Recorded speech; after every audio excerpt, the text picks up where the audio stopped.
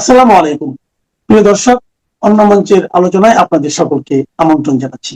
রুমিন ফারহানা একদিকে বলছেন খালেদা জিয়া তার পক্ষে ছিলেন, তারেক রহমান তার পক্ষে নন, সেজন্যেই তিনি মনোনয়নটি পাননি।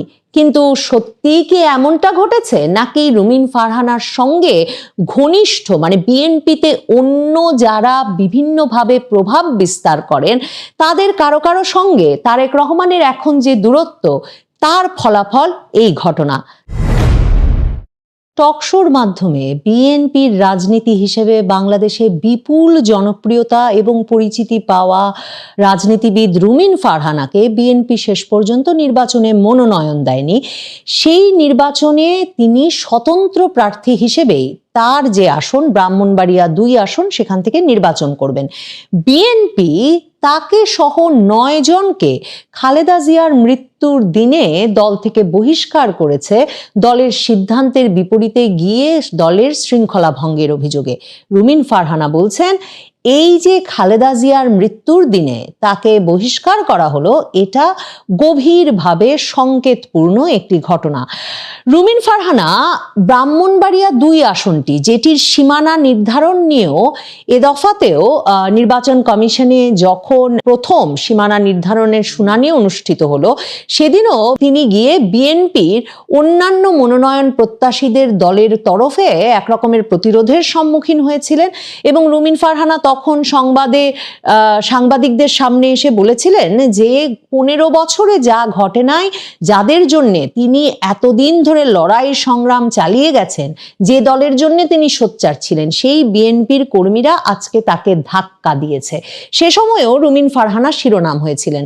রুমিন ফারহানা কিন্তু 2018 নির্বাচনের আগে থেকেই ওই এলাকায় গিয়ে বাড়িঘর করে সেখানে নির্বাচনী প্রচারণা চালাতে থাকেন এবং সেখানে জনসংযোগ করতে থাকেন, তার নেতাকর্মী তৈরি করতে থাকেন, অনুসারীদের তৈরি করতে থাকেন। এবং 2018 নির্বাচনের আগেও তিনি সেখানে মনোনয়ন প্রত্যাশী ছিলেন। সেবারেও তিনি দলের মনোনয়ন সেখান থেকে পান না। সেবার আব্দুস সাত্তার উকিলকে বিএনপি মনোনয়ন দেয়।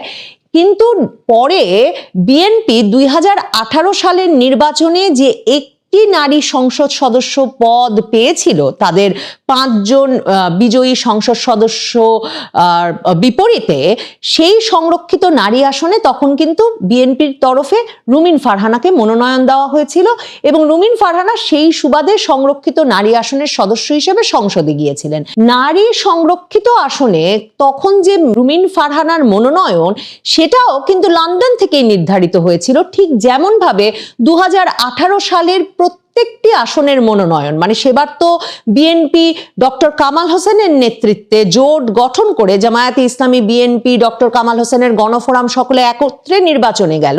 300টি আসনের মনোনয়নই কিন্তু তখন লন্ডন থেকে তারেক রহমানের তত্ত্বাবধানে নির্ধারিত হয়েছিল।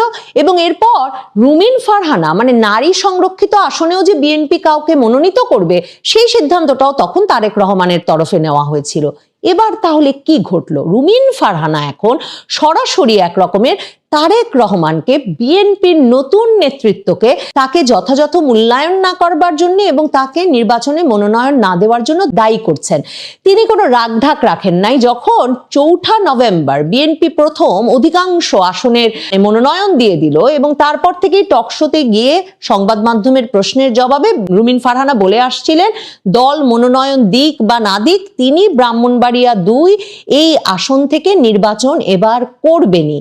এবং তখন থেকেই তিনি এই কথাও বলে আসছিলেন যে তার নেতাকর্মী অনুসারীরা বলে আসছিলেন যে রুমিন ফারহানা ব্যতীত কোনো জোটের প্রার্থীকে যদি এই আসনে মনোনয়ন দেওয়া হয়, তাহলে তিনি জামানত হারাবেন, কারণ রুমিন ফারহানার অনুসারীরা কেউ সেই জোট প্রার্থীর পক্ষে কাজ করবেন না।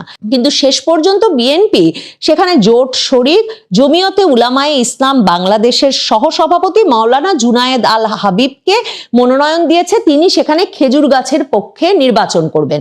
মির্জা ফখরুল ইসলাম আলমগীর যেদিন এই নামটি ঘোষণা করেছেন, তিনি সেদিন বলেন সকলকে খেজুর গাছের পক্ষে ভোট দিয়ে ধানের শীষের জন্য কাজ করতে হবে এবং বিএনপির যেসব নেতারা এই দলীয় সিদ্ধান্তের বাইরে গিয়ে কোনো কাজ করবেন তাদেরকে দল বহিষ্কার করবে বা দল কড়া সিদ্ধান্ত নেবে।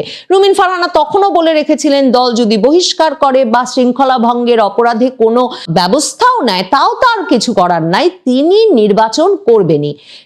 খালেদা জিয়ার মৃত্যুর দিনে বিএনপি শেষ পর্যন্ত রুহুল কবির রিজভী স্বাক্ষরিত এই বিজ্ঞপ্তি সংবাদ মাধ্যমে পাঠায় যেখানে তারা বলে যে রুমিন ফারহানা সহ 9 জনকে তারা দলীয় সিদ্ধান্ত অমান্য করে সাংগঠনিক কর্মকাণ্ড পরিচালনার জন্য জাতীয় নির্বাহী কমিটির পরিচালনার জন্য বহিষ্কার করছে। এর মধ্যে বিএনপির জাতীয় নির্বাহী কমিটির সহ আন্তর্জাতিক বিষয়ক সম্পাদক হিসেবে দায়িত্ব পালনরত রুমিন ফারহানা যেমন ছিলেন, ঢাকা মহানগর উত্তর বিএনপির সাবেক আহ্বায়ক সাইফুল আলম নীরব, কেন্দ্রীয় নির্বাহী কমিটির সদস্য হাসান মামুন সহ 9 জন আছেন।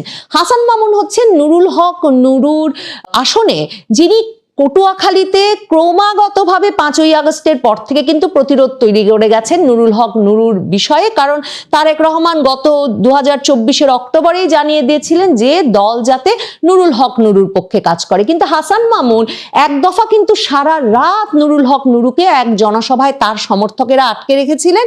এরপর সেনাবাহিনীর গিয়ে তাকে উদ্ধার করে আনতে হয়েছিল নুরুল হক নুরুকে। কাজেই হাসান মামুনও বছরের পর বছর ধরে পটুয়াখালীতে এই প্রস্তুতি নিয়েছেন ঠিক রুমিন ফারহানার মতোই যে তিনি কাজ করবেন এবং তিনি সেখান থেকে নির্বাচন করবেন। এখন তিনি মনোনয়ন পান নাই, মনোনয়ন পেয়েছেন দলের বাইরের একজন, তিনি হাসান মামুন, সাইফুল আলম নীরব, রুমিন ফারহানা সহ এই 9 জনই তাই স্বতন্ত্র হিসেবে মনোনয়নপত্র দাখিল করেছেন। এরা সবাই দৃঢ় প্রতিজ্ঞ যে এরা নির্বাচন করবেন। কিন্তু খুব স্বাভাবিকভাবে স্বল্প পরিচিত হওয়ায় রুমিন ফারহানার মনোনয়ন না পাওয়ার মতো আলোচনা আলোড়ন আর কেউ তুলতে পারছেন না, কারণ সকলেই রুমিন ফারহানাকে চেনেন, তিনি একজন সর্বজন পরিচিত ব্যক্তি এবং সকলেই বিএনপি বলতে রুমিন ফারহানাকে চেনেন বা রুমিন ফারহানা বলতেই বিএনপিকে বোঝেন। সেখানে বিএনপি এমন একজন সোচ্চার, মানে গত বহু বছর ধরে আওয়ামী লীগ শাসনের বিরুদ্ধে, শেখ হাসিনার শাসনের বিরুদ্ধে সোচ্চার সাহসী কণ্ঠ রুমিন ফারহানাকে কেন বিএনপি মনোনয়ন দিল না, সেই প্রশ্নটা বারবার উঠছে। রুমিন ফারহানা সরাসরি বলছেন যে তিনি খালেদা জিয়ার রাজনীতি এগিয়ে নিতে কাজ করবেন।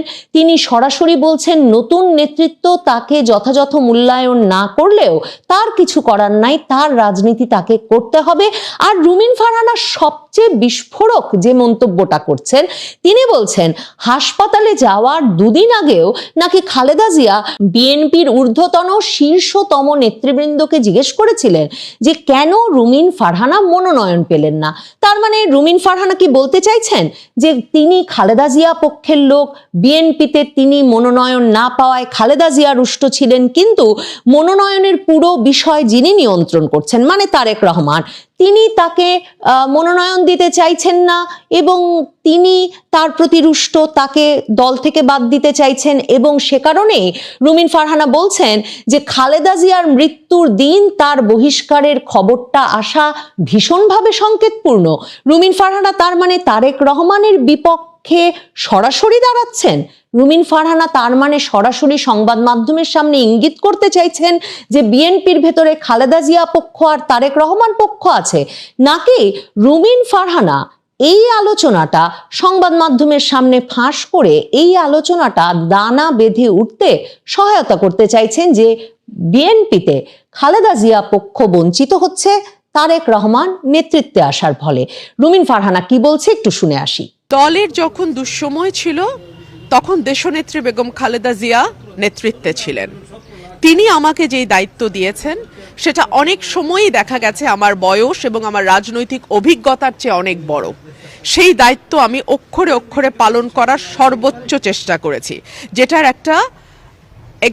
একটা রূপ আপনারা দেখেছেন যখন 2018 সালের সংসদে 19 সাল থেকে আমি জয়েন করি এবং সেখানে আমার ভূমিকা কি ছিল।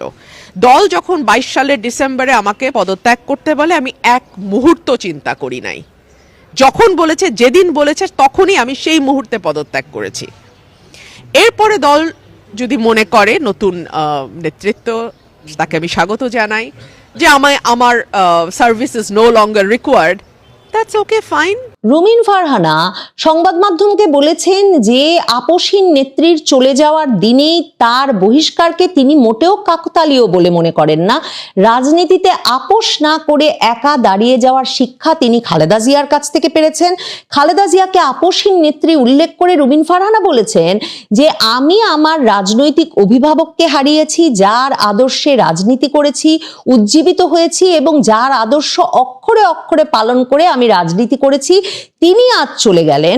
এবং তিনি যেদিন 23শে নভেম্বর হাসপাতালে ভর্তি হয়েছেন তার আগে 20শে নভেম্বরেও আমার কথা বলেছেন। তিনি বলেছেন আমাকে মনোনয়ন দেওয়া হলো না কেন, আমি শুধু এটুকুই বলবো। এবং রুমিন ফারহানা বলছেন আমার যে বিদ্রোহী প্রার্থী হওয়া এইটাও এক ধরনের আপোষহীনতা, জোয়ারের বিরুদ্ধে একলা দাঁড়ানো, এটা আমি আমার নেত্রীর কাছ থেকে শিখেছি।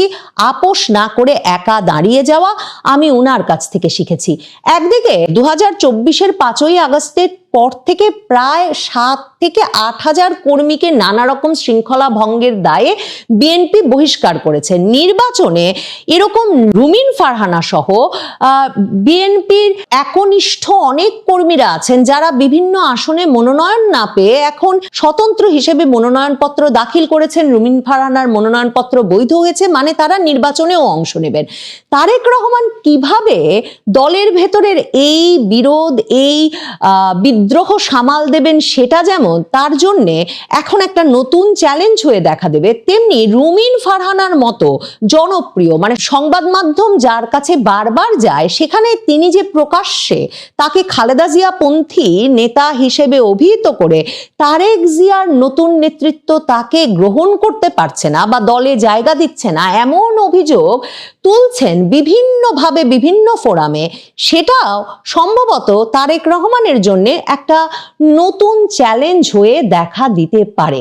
তারেক রহমানই তো তাকে 2018-তে মনোনয়ন দিয়েছিলেন নারী সদস্য হিসেবে, তাহলে এই সময়ে এসে রুমিন ফারহানার সঙ্গে তারেক রহমানের বিরোধের কারণ কি?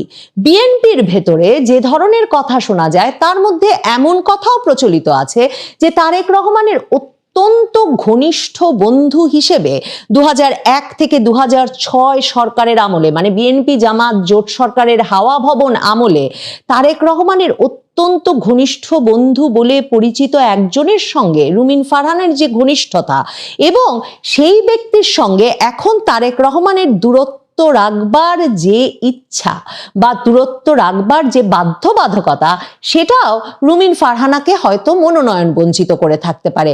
সত্যি কি রুমিন ফারহানার পৃষ্ঠপোষক কোনো প্রভাবশালী রাজনৈতিক নেতা কিংবা তারেক রহমানের ব্যবসায়িক পার্টনার, তার সঙ্গে ঘনিষ্ঠতাই রুমিন ফারহানার রাজনৈতিক এই বঞ্চনার কারণ হলো? রুমিন ফারহানা 2018 সালে যখন ব্রাহ্মণবাড়িয়ায় প্রথম গিয়ে নির্বাচনী প্রচারণা শুরু করেছিলেন, মানে ওই আসনের মনোনয়ন চেয়েছিলেন, তখন রুমিন ফারহানার পৃষ্ঠপোষক ছিলেন বাংলাদেশের শীর্ষস্থানীয় একটি ব্যবসায়িক গ্রুপের মালিকদের একজন। সে সময় তারই দর কষাকষিতে কিন্তু সরাসরি মনোনয়ন না পেলেও নারী সংরক্ষিত আসনটি লন্ডন থেকে রুমিন ফারহানার জন্য নিশ্চিত করা হয়েছিল। তাহলে রুমিন ফারহানা একদিকে বলছেন খালেদা জিয়া তার পক্ষে ছিলেন, তারেক রহমান তার পক্ষে নন, সেজন্যেই তিনি মনোনয়নটি পাননি। কিন্তু সত্যিই কি এমনটা ঘটেছে, নাকি রুমিন ফারহানার সঙ্গে ঘনিষ্ঠ, মানে বিএনপিতে অন্য যারা বিভিন্নভাবে প্রভাব বিস্তার করেন তাদের কারো কারো সঙ্গে তারেক রহমানের এখন যে দূরত্ব, তার ফলাফল এই ঘটনা? তারেক রহমানকে দেশে 17 বছর পরে ফিরে আসবার পর সম্ভবত নানা সমীকরণ নতুন করে মেলাতে হচ্ছে। এর মধ্যে কোনো একজন সুপরিচিত নেত্রীর এমন অভিযোগ তোলা যে তিনি তার মায়ের পক্ষে বলেই তার পুত্রই তাকে দল থেকে বহিষ্কার করে ছাড়লো, এবং সেটা কোনো কাকতালীয় ব্যাপার নয়, বরং গভীর সংকেতপূর্ণ।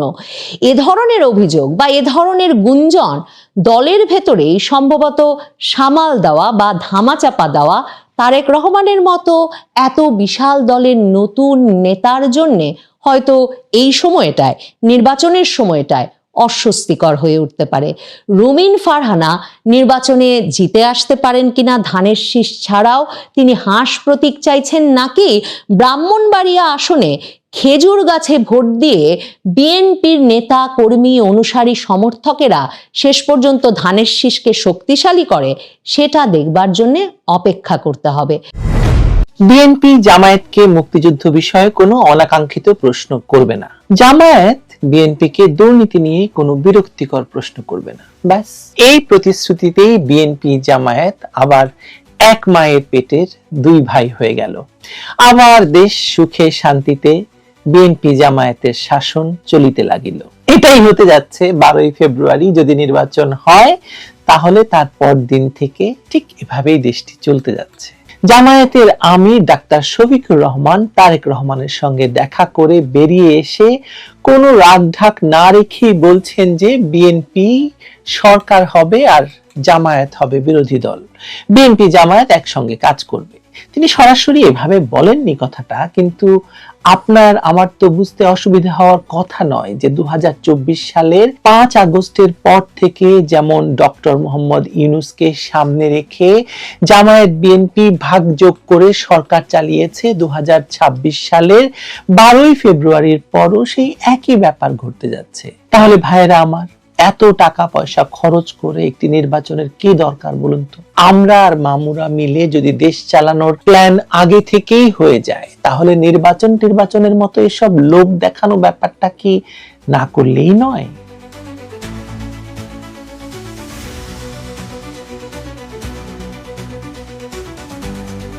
গিয়েছিলেন তারেক রহমানকে সান্ত্বনা দিতে, বেরিয়ে এসে ম্যাডামের নীতিতে দেশ চালানোর ঘোষণাও দিয়ে দিলেন আমিরে জামায়াত ডাক্তার শফিকুর রহমান। বললেন বিএনপি ও জামাত একসঙ্গে কাজ করবে। এটাকে সরাসরি রাজনৈতিক ঘোষণা হিসেবেই আমাদের বিবেচনা করতে হবে, এবং এই ঘোষণার ভেতরেই লুকিয়ে আছে বাংলাদেশের সামনে দাঁড়িয়ে থাকা সবচেয়ে অস্বস্তিকর সেই প্রশ্নটি, যদি সরকার গঠনের ছক আগেই কষা থাকে, ক্ষমতা ভাগাভাগি আগেই ঠিক হয়ে যায়, তাহলে নির্বাচনটা আসলে কিসের জন্য?